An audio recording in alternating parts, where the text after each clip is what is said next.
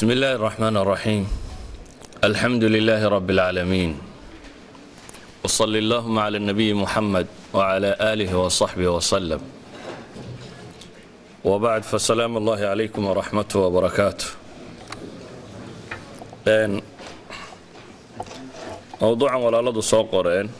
oo ah al-i'jaaz al-ilmi fi al-Qur'an ama nooc i'jaazka kamid ah oo waagan dambe culimadu ay aad uga waramaan. i'jaazku marka i'jaaz laga waramayo waa kalima mushtaqa min al-'ajz wal-'ajz ad-da'f wa 'adam al-qudra. waa kelmad laga soo dhambashay ama ka timi erayga al-'ajz. cajsiguna waa dacfi. acjaza yani cajzu u nisbeeya ama itaaldarridiisu tusay. almucjisa isilaax alculamaa waxay ku tilmaamaan inuu yahay amrun khaariq lilcaada maqruunun biاtaxaddi saalimun min almucaarada. icjaaska waxaa la yidhaahdaa bay idhaahdeen waa arrin khaariq lilcaada ah, wixii la yaqaanay ka baxsan markaynu mucjiso ka warramayno, laakiin maqruun bitaxaddi ay la socoto goodi la leeyahay cara la kaalaya waxaasiyoo kale, isla markaana saalim min almucaarada. kaas baa mucjiso la yidhahdaa fi luga. marka aynu tilmaamayno icjaaz alqur'aan,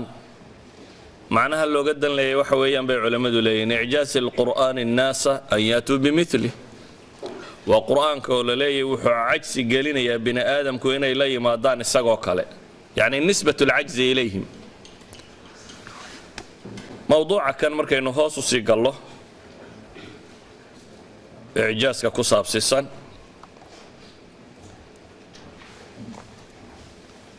qur'aanku waa mucjis ilaahay subxaana wa tacaala ugu talagalay inuu nebi moxamed salawaatu ullaahi wasalaamu calayhi caddayntiisii uu noqdo. laakiin markaynu leenahay al-icjaaz alcilmi,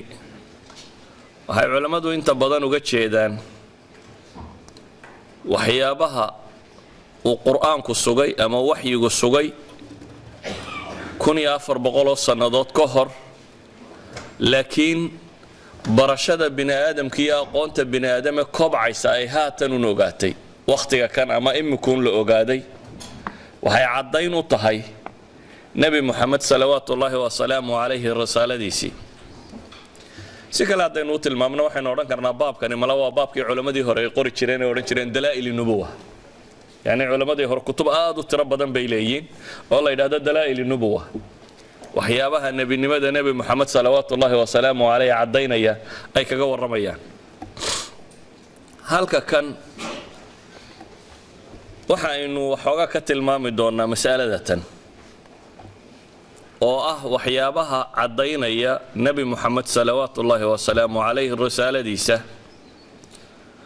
waayo nebi kasta oo ilaahay subxaana wa tacaala qoom u soo diro mucjizaa la siin jiray. intii badnaydna qur-aanku wuxuu inoo sheegayaa ambiyadii hore mucjisada la siiyey iyo risaalada la siiyey labay kale ahaan jireen. risaalada waxay ahaan jirtay waxyi loo soo dhiibay nebiga. inuu nebi yahay waxaa caddaynayaana shay risaalada ka baxsan bay ahayd oo inta badan shay maxsuusa, shay tanjabul oo la taaban kara ah. maalan nebi muuse salawaatu ullaahi wasalaamu calayh waxaa la soo siiyey maxay? casaa muusa. inuu nebi yahay ulbuu dhulka dhigayay oo intay bahal isu beddesho wax walba oo sixir iyo waxay sameeyeen oo dhan cunaysay. idan mucjisadiisu waxay ahayd ushatan iyo calaamadaha kale ee sagaalka ah ee qur-aanku uu tilmaamayo waxay ahayd mucjisaadkii la soo siiyey. gacantu halkan gelinaya iyadoo midab kale nooc kalea bay soo baxaysay. waa mucjisaad xisiya oo la soo siiyey nebiyullaahi muusa. nebi ciise salawaatu ullaahi wasalaamu calayh waxaa la soo siiyey mucjisaha ixyaa'i ilmawta, kuwa dhintay inuu yidhaahda biidni illaahi ku kaco mid ay naftuba ka baxday uu dib u soo kaco. waxaa la soo siiyey ibraahim alabras, mid aan indhaba ku dhalan ama indhala, inuu ilaahay idamkii ku indhafiiqiyo oo indhuhu ugu baxaan. waxa la soo siiyay inuu abras daweeyo waxaas waxay ahayd mucjisaad maadiya mucjisaad xisiya mucjisaad la arki karo waxyigiina dhan baa loo soo siiyay wadeen آخر الرسالة والنبي محمد صلوات الله وسلامه عليه إلهي وحسوسي سيدة وإمام السيوطة المامية معجزة عقلية أو معجزة علمية أو أي شيء تسمى واحد دون تمقعه معجزة علمية هاي علماء إذا المعجزات كان بيد السينة معجزة ولا ما وحي يقول لك مسيء أنت بدنا عصر قاسي وحي دتكوا هيستي أما قومه ياللي نبي محمد صلوات الله وسلامه عليه وحل سوسي معجزة علمية والرسالة اللي سو دي بي لفتي ده أي عدينيسا معجزة دي سينا سكلا هدانو تلمامنو قرآنك بلفظه وبلاغه وبيانه بمعناه لبدا معجز بكيه قرآنك إرايدي سيا وردي سيا تركيب كيس اللغوي يا قابك وشو ساريه هو معجز عرب وبيان تقاني أما في عربي كفاني سيا أدب تربضا وعصر قاسوها عصر انت يسوت ما ضف فقارة يار أدب كالله يسوقو فانا لحيد فقارة عرب ورد انت يسوقو ما ضمر كاسي يسوق قبا دكتور هير ولما ننك وقو قبا ياسن ينك وقو افتحن ساري خطبة جيدين كاربو كيني جري dabeetana waxa la isu dhigan jiray reerkii gabayga iyo khudbada qaata marka waqti bay hayda casri carabi ay isugu faanto afka iyo bayaankiisa iyo fasaaxadiisa ilaahi subhanahu wa ta'ala quraan buu keenay gabay kasta iyo fasaaxa kasta iyo balaaqa kasta ka ijaas badan ka yaa badan leh binadmi sida uu qoran yahay wuxuu kale quraanku mucjis ku yahay bimaanaa waxa uu sido إعجاز علمي يبا كجرة من تاريخي يبا كجرة تاريخ بدن وانو نبي محمد شوقين وانو وركه هينين وحدد لا هين ايو كور رمي سيدو وكور رمي باي ودعده تاريخ سو سocdo كور رمي حتى وقتiga hadda marka la joogay waxaan laba ogeyn bal ee waxaan ku jirin saadaash waxa jira wax bini aadamku saadaalin karo iyo waxaanu saadaalin karin oo aanu ka fakari karin wuxuu ka waramay waxyaabo aan laba saadaalin karin oo mustaqbalka dhici doona oo sidii uu uga waramay u dhacay waxa uu ka waramay quraanku mucjiza tashriiciya nabi ummiya oo waxna qorin waxna akhrinin oo bashariyadu qaanuun ay adeegsan karto min awwalaha ila aakhiraha sida oo dhigaya yani tashriica uu sida quraanku ayaa mucjiza waxa mucjiza wax kasta oo macaani oo quraanku ka waramay sida daraadeed ayaa anbiyada hore mucjisadoodu waxay ahayd wax ku kooban dadkii markaa la joogay kuwa dambe waa loo warinayay dadkii markaa la joogay ayaa ku koobnay ee arkaya iyagu kuwa dambe waxa la lahaa waxaasuu nabigu sameeyay ka sii wariyay mid kale ka sii wariyay mid kale ka sii wariyay mid kale ka sii wariyay ilaa ay daciifto oo mucjisada raadkeedii uu yaraado iyo taatiirkay bini aadamku lahayd oo dadku marka ay diinta ka baxaan ama ay khalkhaliyaan kadib ay ilaahay rasuul kale oo mucjisadii iyo risaaladiiba cusboonaysiye la soo dirayay nabi muhammad salawaatullaahi wa salaamu alayhi ilaahay wuxuu ugu talagalay inuu noqdo nabiga aan nabi ka dambaynin idan mucjisadiisuna waa inay noqotaa mucjisa ka dambaynin maadaama uu yahay nabi aan nabi ka dambaynin وإنه معجزتي سنة نقطة مد إيانا جوجيسا أو واريسا وأن أنت مركا أركتي وقولك قصة ليسنين لو واريسا إلى يا أنت الرسالة تناي جوجيسو ساد ردد با إلهي سبحانه وتعالى قرآن بسوسي قل أي شيء أكبر شهادة قل الله شهيد بيني وبينكم وأوحي إلي هذا القرآن لأنذركم به ومن بلغ لأنذركم به إلهي وحولي لأنذركم به إيا ومن بلغ عد كستاء وقارة كما الله تلقى إنه نقضى معجزتيسي لكن الله يشهد بما أنزل إليك أنزله بعلمه إلهي باك أقمر خاتك عيبا ليلي وحا وسودك شيء أو كوسو الرقي وحانك أقمر خاتك عيا أنزله بعلمه أقوم بقى لك سودك شيء سبحانه وتعالى aqoontaasaa maraga oo markhaatiya oo kuu furaysa inaad ilaahay subxaanahu wa tacaala nebigiisii tahay. sidaa awgeed ayaa dariska aynu maanta tilmaamayna wuxuu ku saabsiisan yahay in uu qur-aanku mucjisadii nebi moxamed yahay salawaatu ullaahi wasalaamu calayh. fain lam yastajiibuu lakum faaclamuu annamaa unzila bicilmi illaah, annamaa unzil bicilmi illaah. ilaaha subxaana wa tacaala cirkan iyo dhulkan ba abuuray, makhluuqaadkoo dhan og, ayaa aqoontiisii ku soo dejiyey kitaabkan qur'aanka ah. ilahay wuxuu leeyay qul anzalahu aladii yaclamu sira fi الsamaawaati wاlard. qur-aanka waxaa soo dejiyey ilaaha og asira fi الsamaawaati wاlard. idan xaqiiqo kasta oo cilmiya oo dhab ah oo cirka iyo samada laga ogaadaa waa inay waafaqdaa xaqaa'iqdii cilmiga ahayd ee qur-aanku sugay. waayo qur-aankani wuxuu ka yimi rabbigii ogaa maxay? asir fi الsamaawaati wاlard.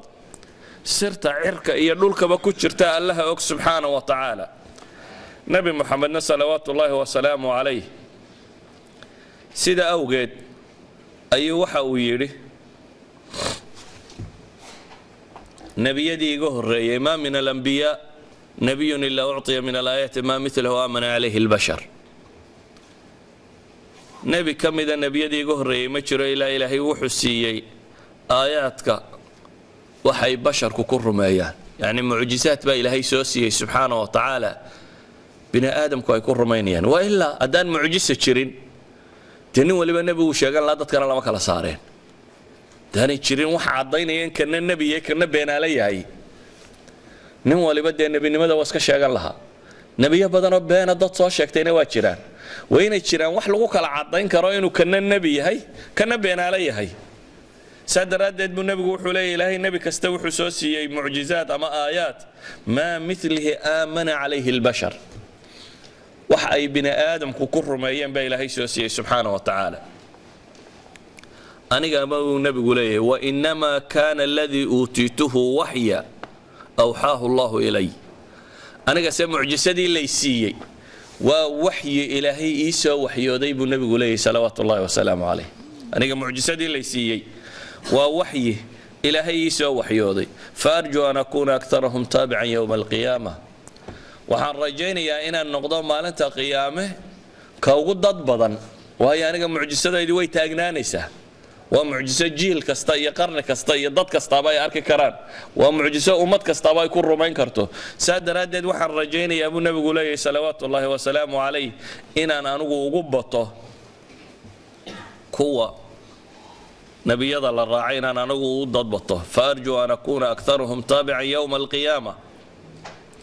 ibnu xajar oo sharxaya xadiidka baa wuxuu leeyay mucjisaة اlqur'ani mustamirat ilى ywm اlqiyaama wakharquhu lilcaada fi usluubih وفي بلاغته وإخباره بالمغيبات فلا يمر عصر من الأعصار إلا ويظهر فيه شيء مما أخبر به أنه سيكون يدل على صحة الدعوة فعم نفعه من حضر ومن غاب ومن وجد ومن سيوجد.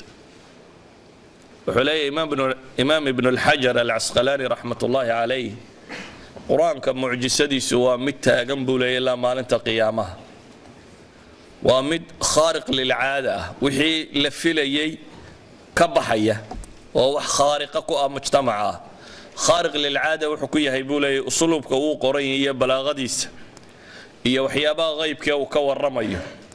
casr ama waqtiyada ka mid bini aadamka ma soo maro ilaa waxyaabihii qur-aanku uu ka warramayo wax ka mid ah ayaa waqtigaasi caddaada oo muujinaya calaa sixati dacwa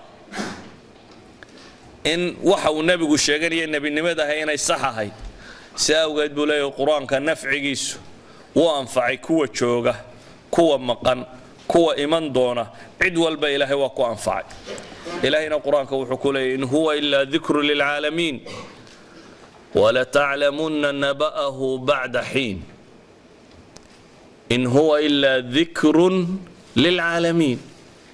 ilaahay wuxuu leeyahay qur-aanku wuxuu hanuun iyo waano u yahay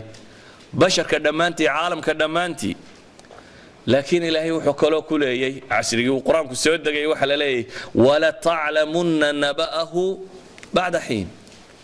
qur'aanka warkiisa waxaa garan doontaan baa alla leeyahy subxaana wa tacaala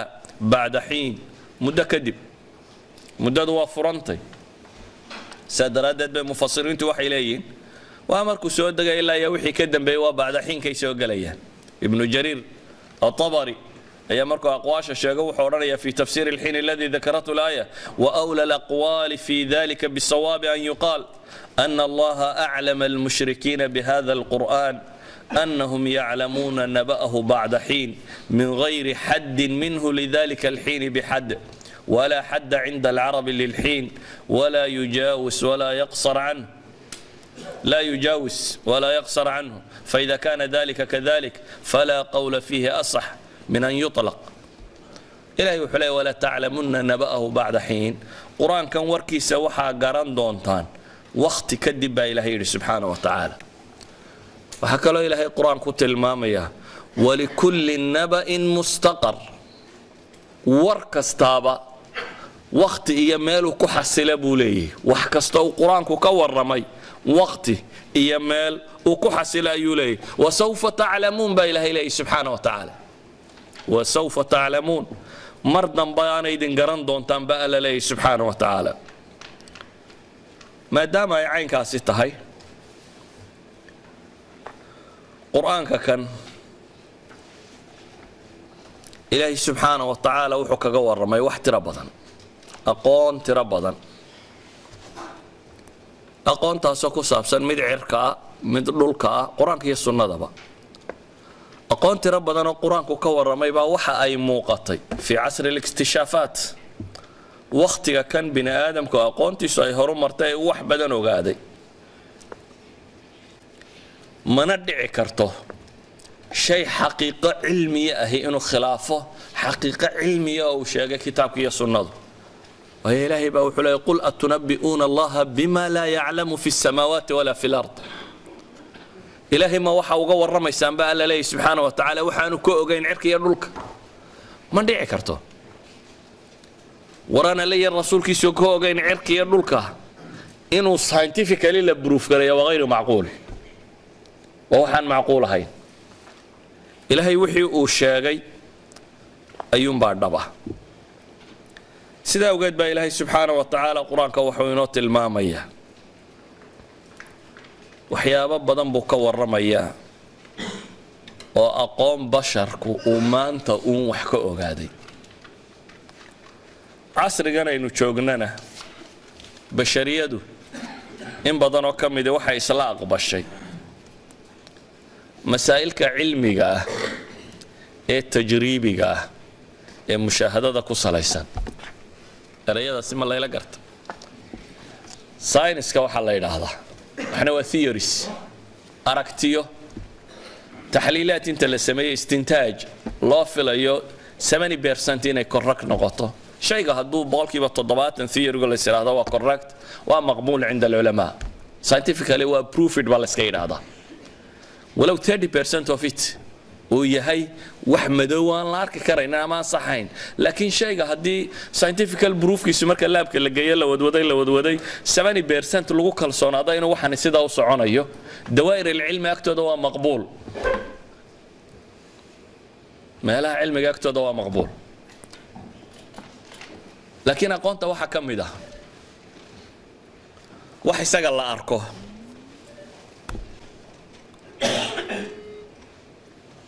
aqoomaha nooca kana ee leebka gala ee dariiq loo raaca leh waxa ay ku salaysayiin intooda badan wax uu basharku aqbalo iyadoo aan loo eegin cidda tidhi yani waxyaabahan jaamacaadkii ama scienceska maanta la sheega waa laba qaybood qayb wuxuu yeeshaa suuradda ama hadhka ninku waxa uu rumaysan yahay ama gabadha waxay rumaysan qofku wuxuu rumaysan yahay mahma lagu yidhaahdo waa shay cilmi iyo khubaraa sheegtay haddana wuxuu leeyahay suuraddii qofka kan oo ah mabaadi'dii uu rumaysnaabaa ka dhex muuqata maalan ninka laftiiska ahi shuuci ama shuuci xigeen kaag dhow kuwa bidixda yidhaahdaan ninka ahay markuu dhaqaalaha ka warramayo dhaqaalahaasi wuxuu yeelanayaa maxay khabiir dhaqaalaha aado laakiin dhaqaalahani wuxuu leeyahay suurad ninkan maskaxdiisa ku jirto maxay suuradda laftiiska waa dhaqaalihii qolada bidixdu qaabkay uga warrami jireen ama u qaaban jireen xagga kale cagsigeeda markuu yahay ninka kapitaliska ama midigta ahi ee dhaqaale ka warramaya ama politics ka warramaya ama qofku waxa uu rumaysay ma dhaafo laakiin waxa laabka gala ee more scientific ahi ma kala laha qofku wuxuu rumaysay kuma xidhna mesela xisaabta miyaa ku aragteen wax la yiraahdo waa leftiska sida le iyo bidixda caynkan qabta iyo midigta caynkan qaba iyo culimada yahuuda sida qabta iyo kuwa muslimka caynkan ka yiri waay waxay u yeelan weyda yani waa figures aan aqbali karin aqaa'id kale tajriba laabka ka soo baxday lama yiraahdo tajribadan buudis ba ka dambeeyay waa isku mid haduu buudis ka dambeeyay iyo haduu yahuudi ka dambeeyay haduu kristan ka dambeeyay haduu muslim ka dambeeyay scientifically isku sibay u soo baxaysa laakiin human sciences ka wax la mid ah taariikhda bolosiga dhaqaalaha artka waxa haduu yahay cidu ka timi sawirkeedii buu wadataa taas iyadu la isku diidana idan bashariyadu maanta qayb bay ogashay inuu cilmi xiyaadiye yahay qaybna ma ogola qayb bay ogashay inuu cilmi xiyaadiye yahay oo waa qaybtaasi laboratoryga intay gasho la arko ee taxta tajriba hoos timaada qaybtaasi bini aadamku wuxuu aqbalay inay xakam noqon karto inay wax dadka u dhaxeeyato waxna lagu proof gareyn karo waxna lagu disproof gareyn karo waxna lagu cadeyn karo waxna lagu dumin karo ayaa casriga kan la aqbalay quraanku marka nabi muhammad ku soo dagay salawaatullaahi wa salaamu alayhi 14 qarni ka hor ayaa waxa uu qorayaa masaa'il basharku dhawaan uu ogaaday kadib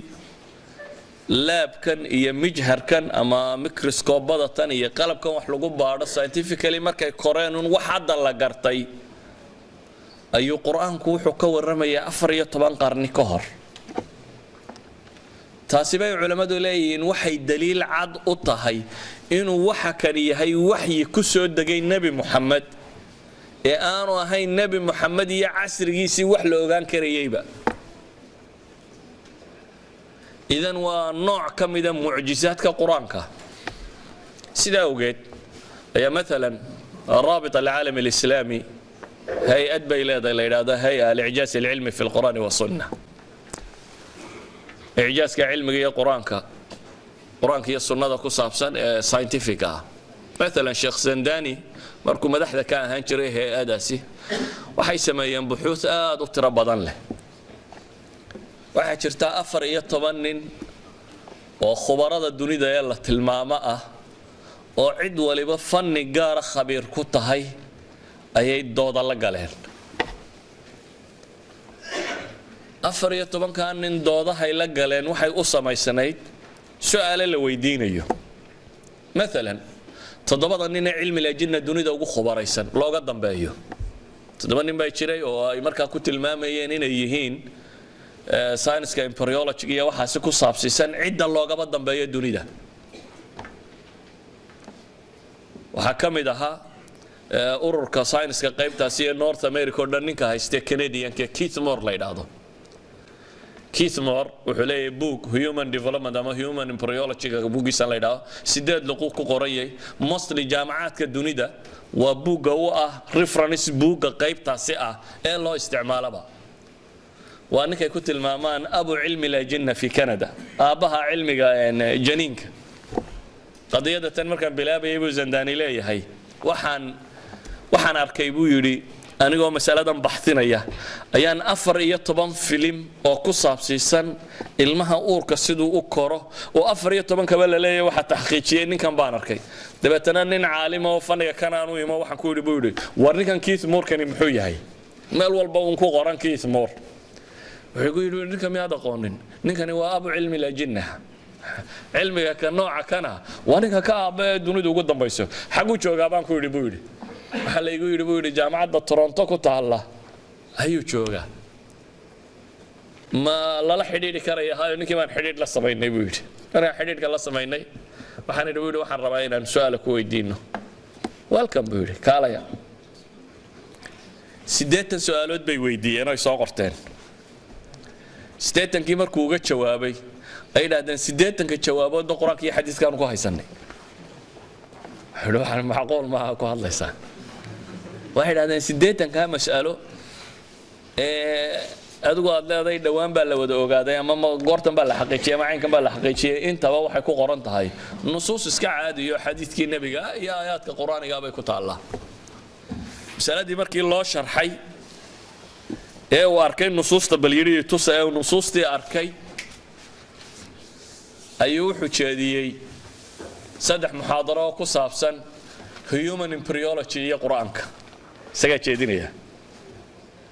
markaasaan zandani waxaan ku yidhi buu yidhi maadaama buuggaagu yahay reference buuggii dunidu ay waxa kan u isticmaalaysay markaad qaybta taariikhda ah ka warramayso ee muqaddamada buuggaaga waxaad qortay cilmul ajnaa waqtiga hore inaan waxba badan laga garanaynin ilaa iyo markii la helay mooyaane electronic microscope-kan electronic ee weyn markii la helay mooyaane markii hore inaan waxba laga ogeyn baad qortay oo medieval periodkii iyo cahdiyadii madoobaa inay tahay dee taariikhdaasina sax maaha oo annagan kuu sheegnay in wax laga ogaayo mid wax ka bedeshid soo qor buu yidhi anaa ku qoraye waan soo siyaaqayay buu yidhi taariikhdaa hore in wax laga ogaayo sidaa wax loo sheegay inaanay ahayn wax badan in laga ogaa intii baan soo qoray waan u keenay buu yidhi dabeetana page buu ku daray buu yidhi kitaabkiisii uu kaga warramayo taariikhda caynkan markii dambaanu ima waxaan ku yidhi buu yidhi ma suurtagal tahay in طبعاتك دبي بوغاغا كان chapter كستو aad ka hadashay quraan iyo xadiiska wixii ay ka sheegeen inaad ku darto soo qarabo yidhi zandani baa wuxuu leeyahay aniga iyo sheekh ibn baaz iyo qoladaas ay isugu tagay waa qoray dabeetana waa la soo qaaday wuxuu ku daabacay kitaabkiisii Soomaaliya markii 88kii la qaxayay buu iga lumay buugaas oo طبعadii oo ku taalo nusuus walba oo chapter kasta oo kamida buugu marka uu qoran yahay ayaa hoostiisa waxa ku qoran aayaadkii axaadiistii ku soo aroray iyo sida loo define garanayo ama sida loo sharxayo 14 nin oo culimada waaweyn oo kala takhasusaad ay la kulmeen Keith Morkaasi uu kamid yahay Kroner meel oran jiray odaygii geologiga Jarmalka ahaa uu kamid yahay kii cilmi bahaarka Mareykanka ahaa niman kala gadisan wuxuu ka duubay markii dambe musalsal TV oo la yiraahdo innahu alhaq baad heli kartaan isagoo kitaabana waxa soo saartay hay'a al-i'jaz al-ilmi في القرآن والسنة رابط العالم الإسلامي سجال بوك بيلين سجال بوك وكور رمية مسائل كاسي الإعجاز العلمي في القرآن وبوك استاي واحد قارك كور رمية يعني قضايات كان مركي أفريا طبعا كان المركو ضد الله صمين يا شيخ الزنداني يا علماء الله سعوته قاروا يا شهادتين مارشال جونسون اللي يرادو مريكاني waxaan markaan u yeedhnay ayaan su'aal weydiinay buu markuu ka jawaabay ayaan nidhi waxaan quraanka ka warramay intuu istaagay buu yiri nonsense isagoo la istaagay buu yiri markaasaan nidhi buu fadhiiso waa buu fadhiisan waayay buu carooday haddii anaga istaagayna baan ku nidhi buu yiri waan isla taagnay annana taagnidan kuugu akhriyayna waxa nonsense iska leedahay baan ku nidhi buu yiri dabeetana waan u sharaxnaa akhrinay buu yiri markaasoo aamusa Marshall Johnson kan intaan la hadlin buu yiri Keith Morban waxaan ku nidhi buu yiri mas'aladan isay kula tahay wuxuu waxay ila tahay culimada saynisku buu yiri qaarna waa ahraar oo fikradooda hadlaan qaarna wax kale ka baqaaniyo wax kale xeerinayaan dadka ahraarta ah oo dhan waa aqbali doonaa buu nagu yiri mas'aladiina tan markaasaan ku nidhi buu yiri iyada ahraarta u malaynaysa mas'alada taraaqba aan muu sharxi karnaa u taga buu yiri Marshall Johnson waa Johnson kan ka cayeelay nonsense Johnson كما كان نو شرحنay buu yiri ka waranay qadiyada tan iyo quraanka iyo xadiisku sidoo tilmaamay ayuu yiri markii dambe arintan aad sheegaysaan waxay kula taybaan ku nidho waa saddex midun buu yiri haye saddexda midku xagaad ku haysaa wuxuu yidhi maxamed inuu mijhar haystay waxaan wax lagu eego microscope inuu agtiisa yaalay waxaan ku nidhi buu yidhi xadaaradda waa wada socotaa wakhtigaasi carabtu waxay ahayd dad aan waxba haysanin qur-aankan laftiisa markay qorayeen wax kaloo ay ku qoraan way waayeen lafa iyo caleemo iyo harag dushii baa lagu qortay buu yidhi ninka qur-aankiisii ugu sarreeyay oo haystay baa harag dushii ku qortay miyaa microscope haystay baan ku nidhi buu yidhi maadadii dhammayd ee la ilaalinayay baa wixii adawaadkii lagu ilaaliya lagu qoray waxay noqotay baan nidhi buu yidhi harag iyo dhagax iyo laf iyo wax la nooca dushii baa lagu qoray miyay suurtagal midda kale baan ku nidhi buu yidhi technology-gu wuu wada socdaa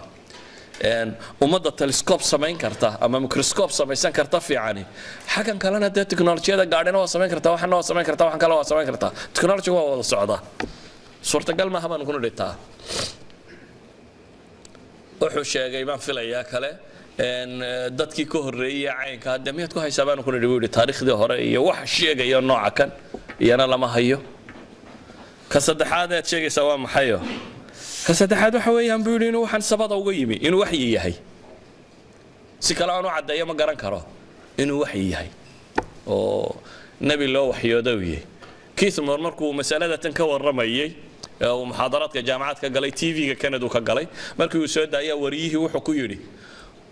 وانا نين بأكريستنا كساكر مسيحية كي ورياها ربا إنه ملاذ كارد كجوا وحكوا عليه ويمكن ما واحد رمسات محمدين النبي هي أي دور قال كيث مر لقوا عليه كيث مر مركي إذا بقى وحكوا لي نبي جماعها وحي محمد كسود دقيقة وحي عيسى كسود دقيقة أنا هذا ما القرى كوضعي ماده أنا هذا ما القرى كوضعي ماده وحي يعني لقادن كرواية وين جماعها بتلمامي إحنا وجدنا مسائل كان تلمام إنه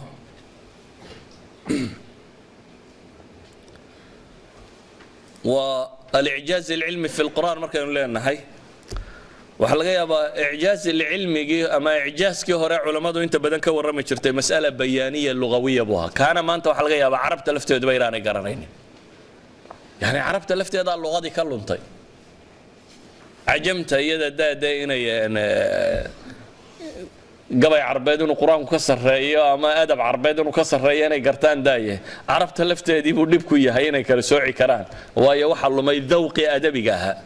وحلو ما ردن كي أدب كي اللغة اللي يقاني قرآن كان وحنا لو حلو قلت لقى بشر كدمانتي ما دام بشر كدمانتي لو قلت لقى وين يجرى بشر كيسي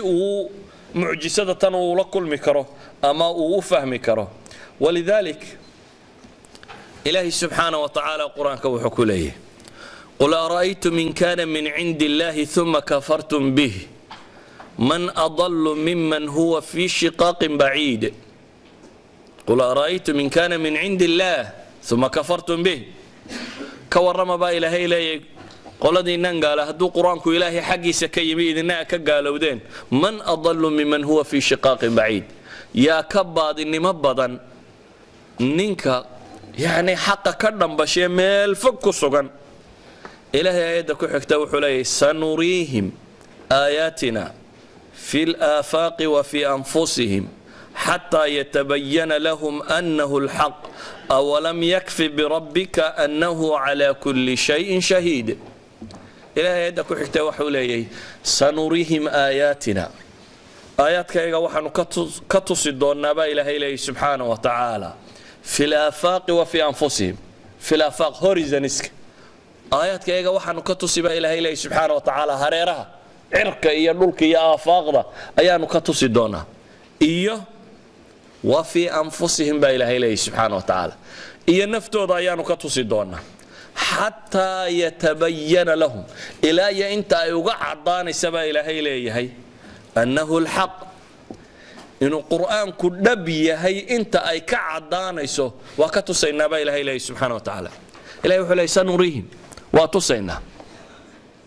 مسائل كان علمي كان كور رميا واحد شرا وحي علماء كلا صاران ويدادنا تفسير العلمي هي وحي كتل مامان الإعجاز العلمي في القرآن والسنة التفسير العلمي وإشارات القرآن كي وحيابه تلمام يا بعض النظريات العلمية اللي فسره تاسي خطأ أنا وين غكرتها صوابنا وين غكرتها لكن مسألة أنا كور رمينا ما هطا مسألة أنا وحويان ووح تحت التجربة قال ووح مشاهدة قال ووح aragti noqday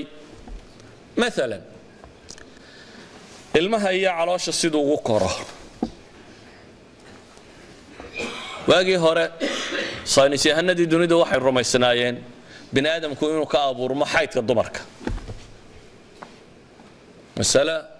focuska cilmiga ku qoran bay ahayd inuu xaydka dumarka ka abuurmo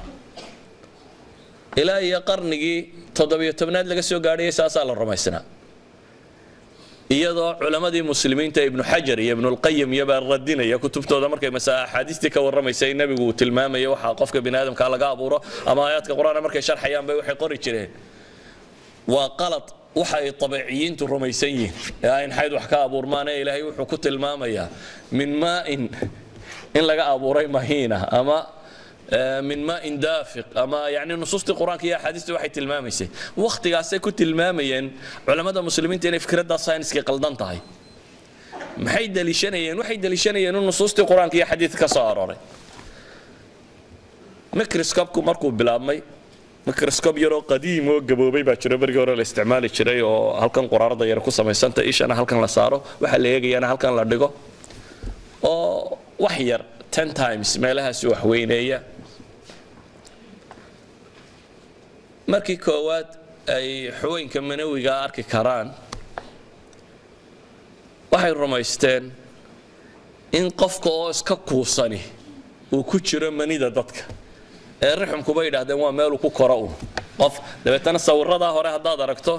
isbaamka sawiraya madax yar buurana isbaamka waxa ku jira qof yar oo fadhiyo adimadiiyo madaxiyo wixii oo dhan yani waa fikrad ay takhayuleen microscope laga ma arag laakiin markii la ogaaday xayawaan manawi inuu ku jiro manida raga fikrada ay saynis yahanadu takhayuleen waxay ahayd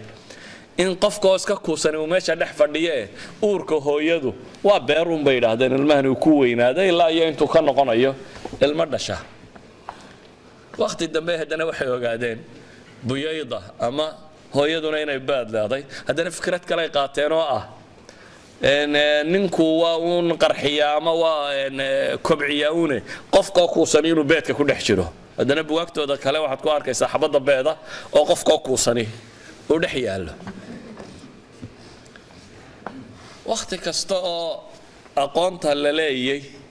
waxaan wax lagu eegay waxaan soo koreen ay xaqaayiq badan la ogaaday quraanku se waqtigaas wuxuu ka warramayaa in insaanku min maniyin yumna min dhakarin wa unsa in ilaahay ka abuuro lab iyo dhadiga isu tagooda labadaba in alla ka abuuro in ay markaasi ka dhalato nutfatin amshaaj ilaahay quraanku tilmaamayo candhuuf isku qasan oo beedkii hooyada iyo isbaamkii odaygaas kaga qasan dabeetana quraanku wuxuu tilmaamayaa in atwaar ilaahay uu abuuray inaan mar qura qofka bini aadamka la wada abuurin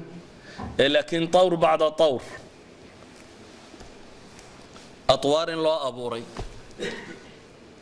markaasuu quraanku wuxuu kaloo tilmaamayaa tawr kasta ama stage kasta magac buu bixiyay even scientifically maanta stageska bini aadamku maraa magac kuma leh scientifically embryology marka la daraasaynayo waxa la yiraahdaa usbuuca koowaad usbuuca labaad usbuuca saddexaad usbuuca afraad lagu daraaseeyaa laakiin magac ma leh quraanku magacyuu u bixiyay nutfa alaqa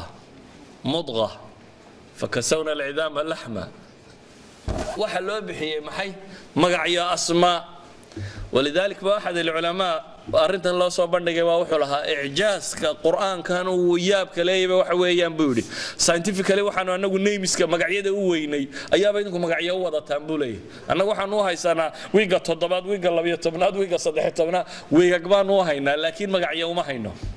بالضبط دينا مقع كستو القرآن كنت المامية ويقى قاسي وسيدة ويقى هاي مرو نطفة نمشاجي هاي مروا علاقة يهي علاقته واللبدنا والله ورن كرا شيء ماشي صورنا والله ورن كرا وحيري باتك يري أو نطفة مشاج والرحمك أي ميل ضلوشتا دبت نسأل اللبدة يربي كلا الله تصنتا معلقنا ويكوتي وأنا حنجرني وكلا ويكتي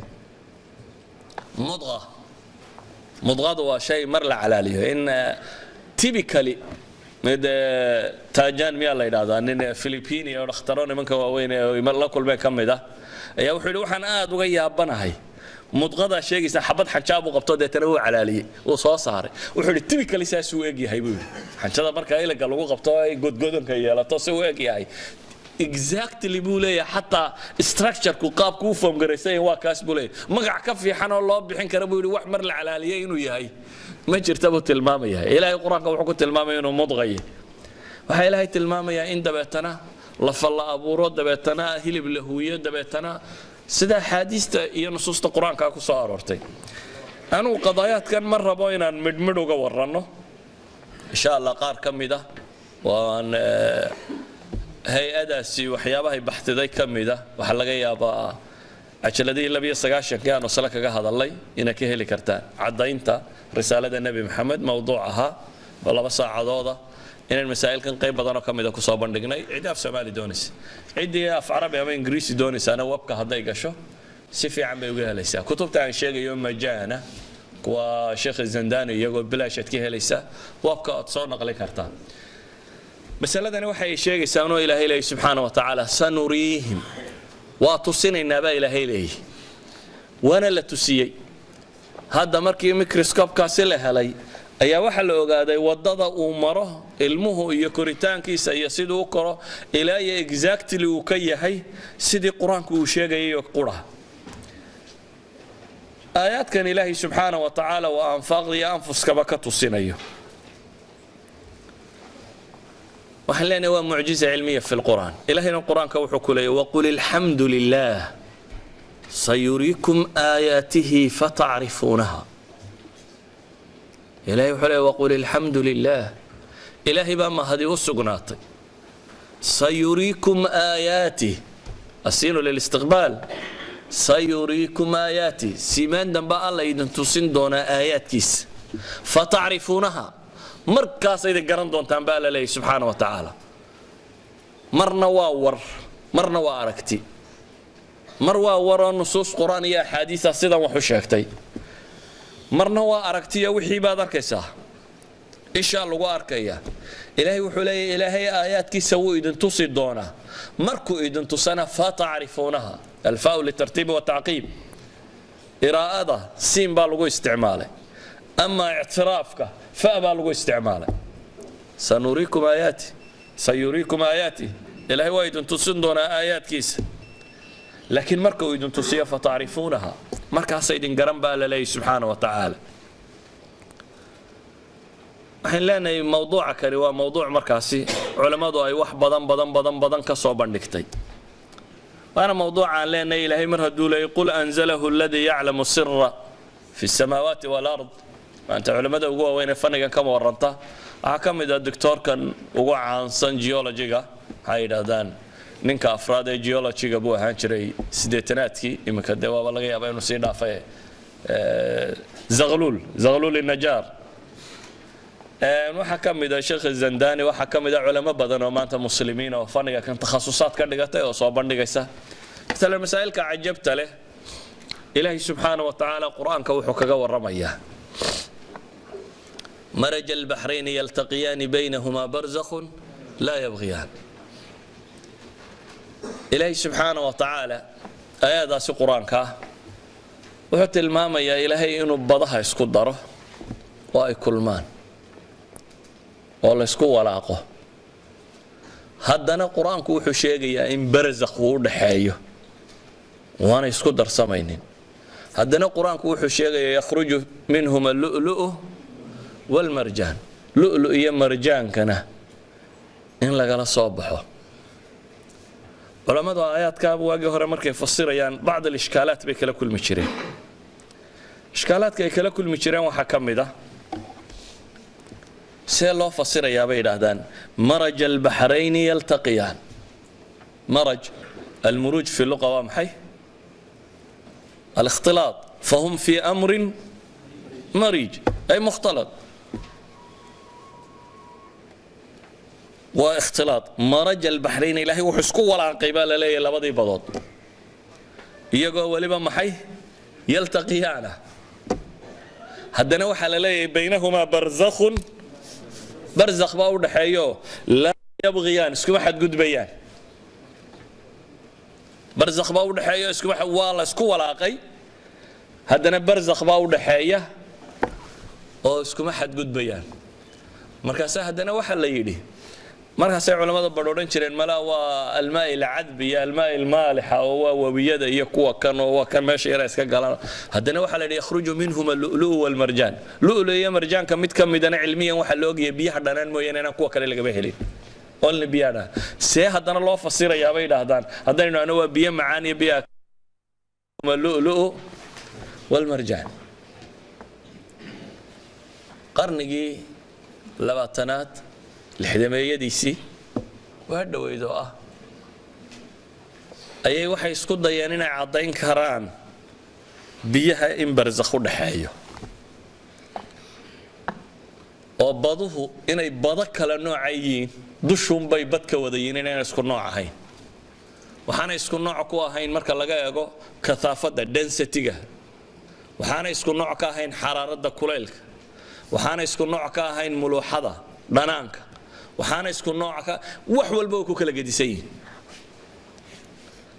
badaha wax walba ku kala gedisan barzakh baa u dhaxeeya badaha waxa u dhaxeeya bay leeyihiin biyo labada dhinac midnaba aan la nooc ahayn oo laagoo u dhaxeeya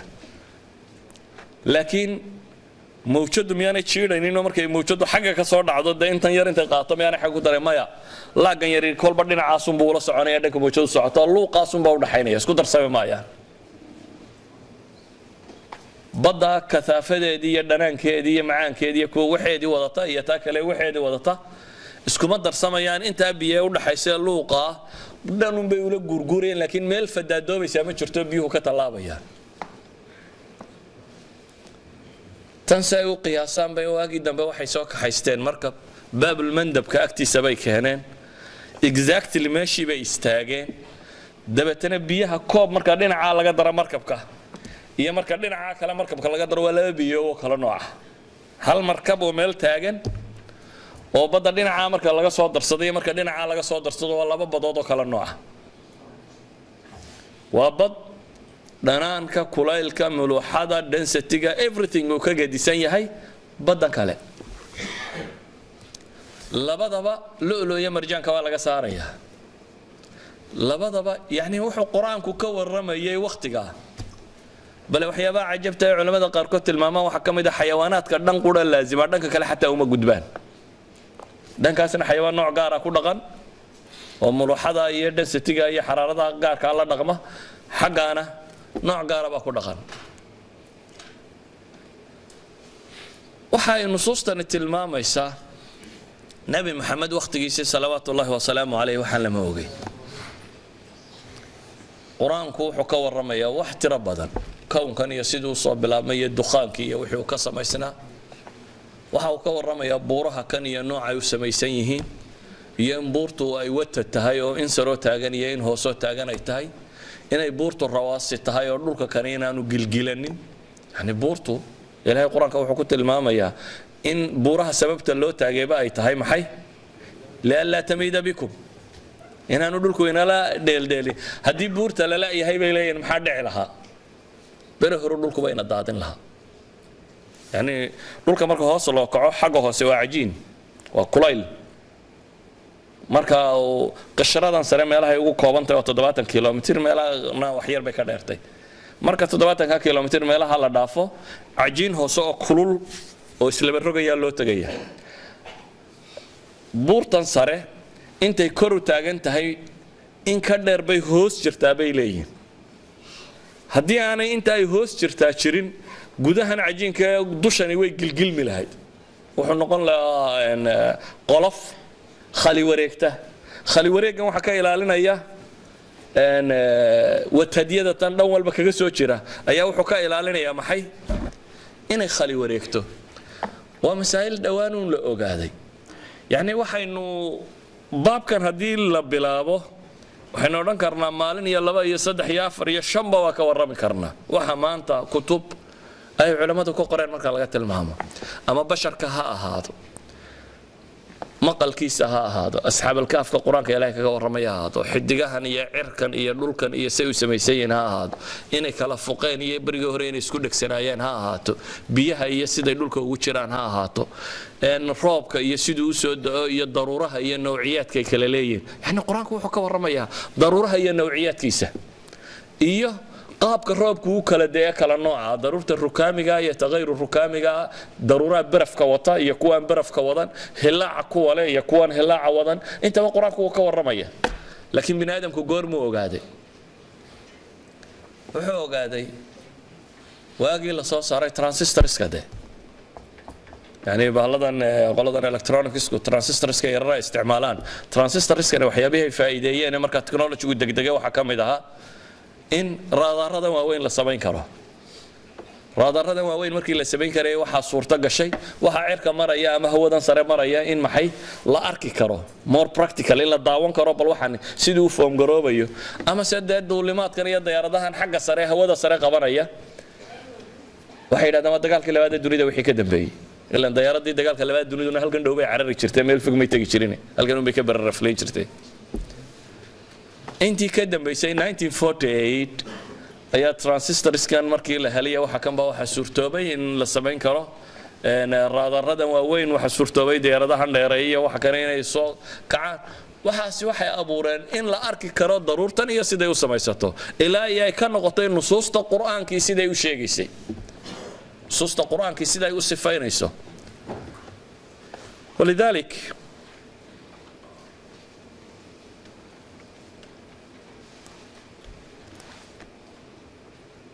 waxaynu oran karnaa mas'aladani waa al-mu'jiza al-ilmiyya fi al-Qur'an aw al-i'jaz al-ilmi fi al-Qur'an waa fan runtii casriga kan aad loo daraaseeyay oo daraasaadkiisu alfaada xadiiska markaad aragto ama alfaada quraanka lafdi baad arkaysaa nin caalimi oo cilmi dhan kaga warramaya shalaan akhrinaya lafdul jinaaba janaabada maxaa la yiraahdaa looga maydho nin caalim muslima oo ku takhasusay bi'ada iyo talawuskeeda oo ka warramaya qofku markuu jinaaboobo waxa ku dhaca oo inay maydhashadu laab tahay haddii kale inaan nadaafadaas iimanaynin ka warramaya yani taxta ay shacra nabigu soo ma tilmaamin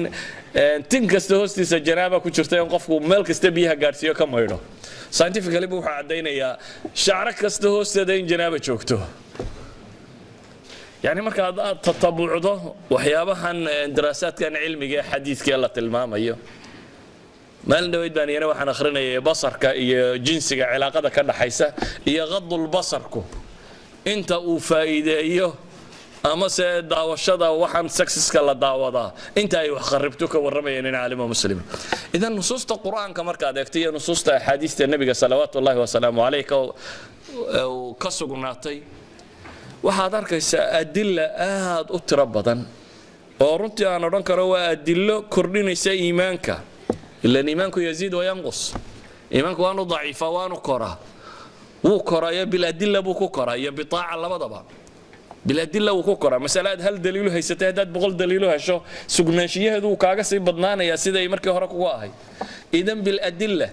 إلهي سبحانه وتعالى يدين تسوى حد دليله مخلوقات كالله أبو رودن دراسة ده أي مخلوق للدراسية وكون كان يلا ودليل كتوسين يا محي وحدانية الله سبحانه وتعالى إلهي كلمة مديس إذن عقيدة قفكو الراسخ يساوي سي بطاعنا وكل راسخ يساه waxaan jeclahay inaan iska soo koobo waxaan leenahay mas'alada tani waa mas'ala runtii daraaso iyo baxthi badan u baahan laakiin aynu ku koobayno leenahay marnaba suurtagal maaha inay iskhilaafaan xaqiiqa cilmiya oo xaqiiqa ah oo aan ahayn theory iyo nadariyaat iyo wax la filayo iyo كتابك القرآن كاي سنة النبي صلوات الله وسلامه عليه يعني وحن بيكون حرنتي هذا دركتي يقول سوون سو خلافسن انت وقبضا لا من نظريه ساينس كان صح هنا ما يد سيده رادو تفسير سان صح هين اما سيقونت بشر كان ولي ماشي قارين مثلا ilmuhu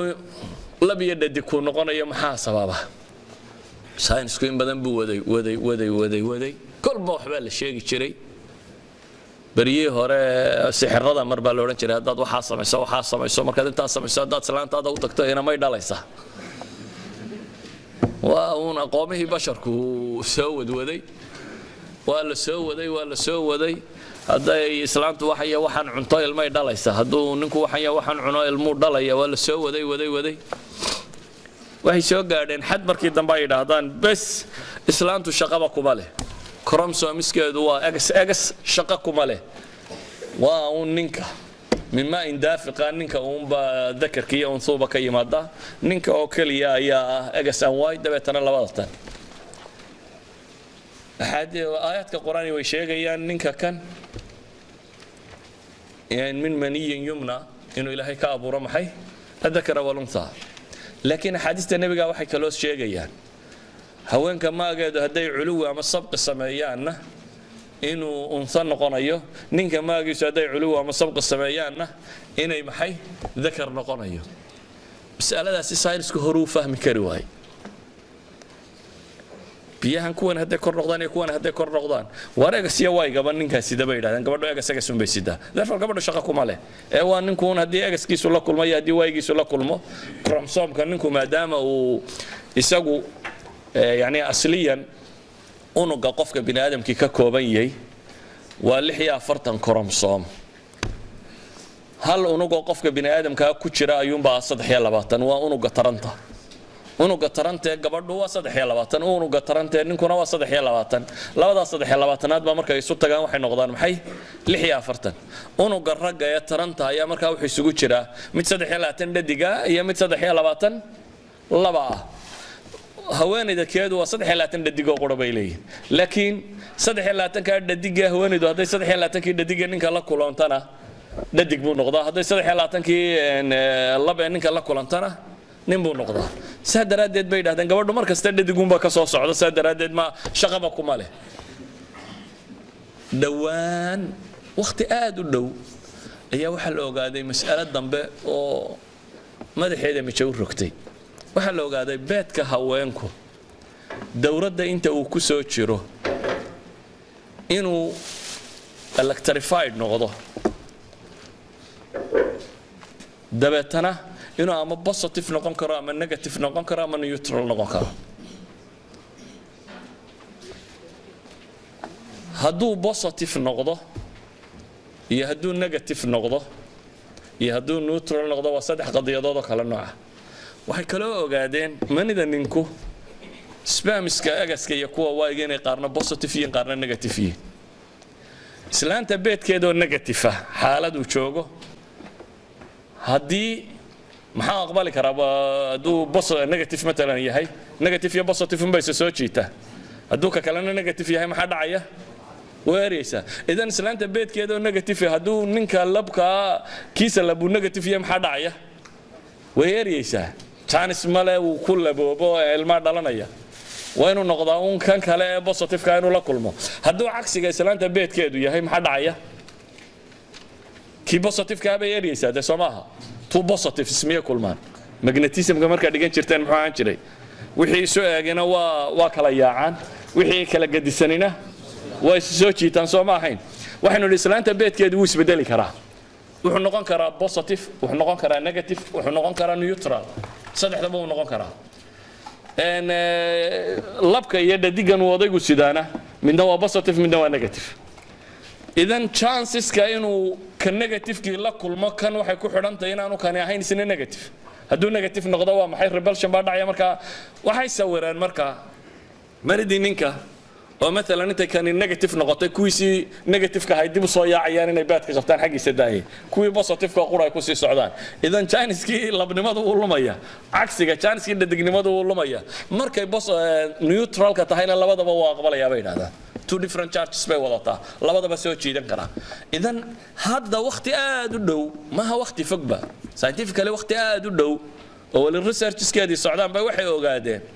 inuu dakhli ku leeyahay haweentu xaaladda ay ku sugantahay bale waxay yidhahdaan 70 to 80 days sanadkii ayay negative 70 to 80 days sanadkiina waa positive inta kalena way yiraahdaan waa ahayna حتى maalmihii bay kuwa yihiin 70gaas xagee ku dhacayaan waa mas'ala kale xagee ku dhacayaan waa mas'ala kale laakiin waxay leeyihiin 70 to 80 days ay negative tay that means 70 to 80 days ayaa chanceska ugu badan uu yahay inuu noqdo ilmuhu lab 70 to 80 days na chanceska ugu badan ilmuhu wuxuu noqonayaa maxay dhadig inta kalena waa chances isleeg bay leeyihiin dhadig iyo lab ku noqonayo waxyaabo kale oo badan oo xukuumada waa jiraan عموما ويهب لمن يشاء إناثا ويهب لمن يشاء ذكورا waxay leenahay saynisku koris buu ku jiraa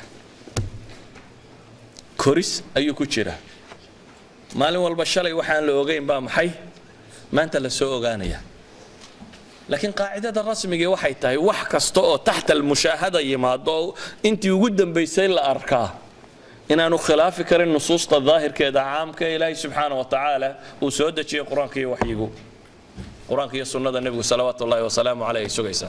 waxaan ku soo koobaya marka mawduuca kani wuxuu isku dayay cumuumiyaadkiisa inaan sharxo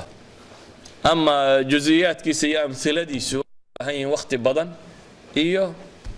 hadda in mawduuc gaar ah laga warramo waayo mawduucul janiin oo qura laga yaabi lahaa 2 saacadood 3 saacadood inuu qaadanayo inaynu isku dayno nusuusta soo aroortay inaynu soo ururino qoladan kale waxay sheegeen inaynu soo ururino sharaxno waxa laga yaabaa roobka iyo sidoo oo qura nusuusta quraan iyo xadiis ku soo aroortay inaan soo ururino scientific proof ka soo ururayna soo ururino isla muxaadaro yani ay mas'ala laga warramo waxa laga yaabaa cilmiyan hadii la israa uga warramo inay u baahan tahay maxay saacad laakiin waxaan rabaa inaan tilmaamo inuu yahay nooc min al-i'jaaz maanta dad badan oo culimo oo waaweyn oo faniyada tan khabiir